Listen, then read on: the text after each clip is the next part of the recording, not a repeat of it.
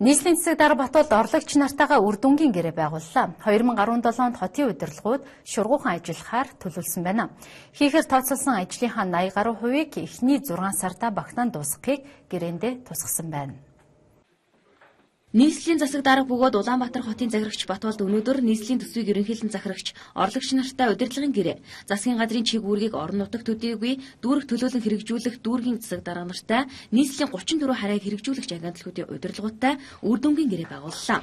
Мөн үйл ажиллагааны хөтөлбөрт нийслэлийн нийгэм эдийн засгийн 2017 онд хөгжүүлэх үндсэн чиглэлээс гэрээнд тусгагджээ. Түүнчлэн авч хэрэгжүүлэх арга хэмжээг дүүрэгт хэрэгжүүлэх ажлын гүйцэтгэлийн үр дүнг эхний хагас жилээр тооцохоор боллоо.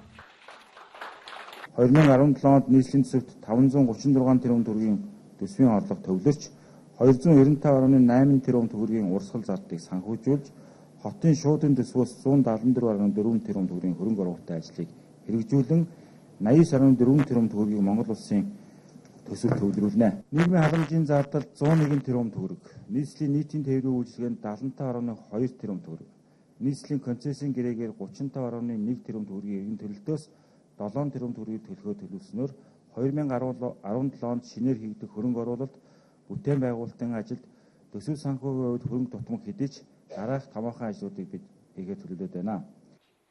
2017 оныг иргэний оролцоотой эрх зүйн шинтгэлийн жил болгон зарласантай холбоотойгоор бүх төвшин цахилга хотыг чанд цахиж ажиллахыг нийслэлийн засаг дарга үүрэг болголоо.